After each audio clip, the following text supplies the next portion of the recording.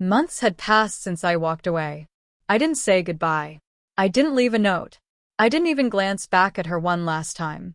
The woman I had loved, the woman I had married, had shattered me in ways I couldn't even begin to comprehend. The day I discovered her affair wasn't cinematic. It wasn't a dramatic confrontation like in the movies.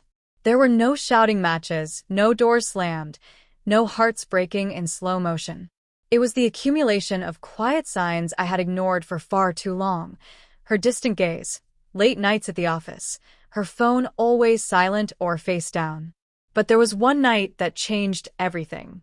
I came home after an exhausting day, my mind clouded with fatigue, and there it was, a message that landed like a blow straight to my chest.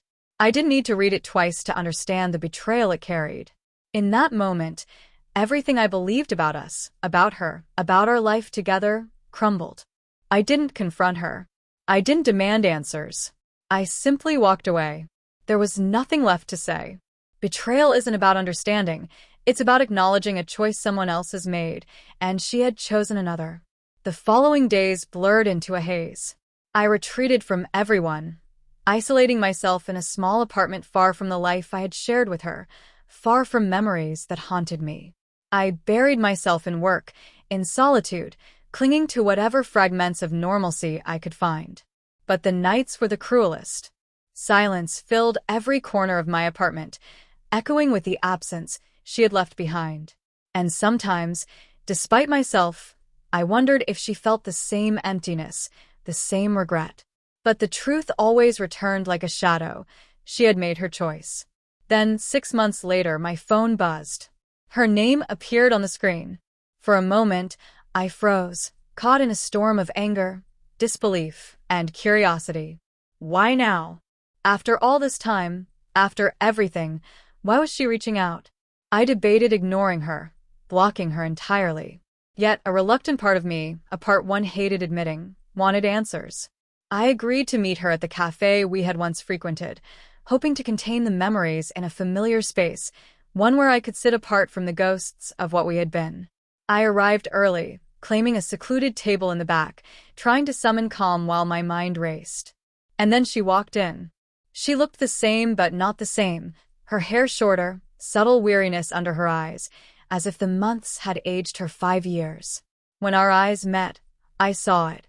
A mixture of guilt, fear, perhaps longing. She sat, her hands trembling, voice barely above a whisper. "Thank you for meeting me." I said nothing, just observed her. I had imagined this moment countless times, rehearsed the perfect responses, the perfect confrontation, but now, sitting across from her, the words wouldn't come. The hurt was too raw, too close. I've missed you," she murmured, voice shaking. "I know I was wrong. I regret everything." I wanted to believe her. I wanted to believe that the vulnerable woman sitting across from me was the same one I had loved. But she wasn't. She never would be. "I never meant for it to happen," she said, eyes glistening.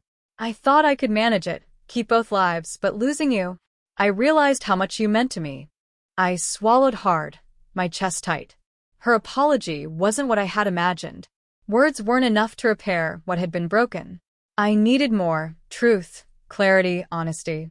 "So," I asked, voice firm, "is this about wanting me back, or is it about realizing you lost your safety net?" Her face fell. For the first time, I saw it, the unspoken truth between us. "It's not just that," she stammered. I just miss you. I miss what we had. I think about it every day." But the truth hung heavy. She didn't miss me. She missed the comfort I had provided, the security she had taken for granted. It wasn't love. It was regret. And then it clicked. She hadn't returned because she loved me. She returned because the life she had chosen without me had failed, and now she needed to know I was still an option. I stood, feeling a sudden weight of clarity. I couldn't go back. Not now. Not ever. "I think you should leave," I said. She didn't argue. She didn't plead. She simply nodded, her face etched with disappointment and remorse, and walked away. I stayed seated for a while, letting the moment settle. When I finally left the cafe, a strange sense of peace followed me. Forgiveness didn't mean returning. Forgiveness didn't mean pretending everything was okay. It meant accepting reality. If she had truly loved me, she would never have risked losing me. And if you're waiting for someone to realize what they lost, remember this. If they come back, they're not returning because they love you. They're returning because they miss how you made them feel. And that's not love. That's regret.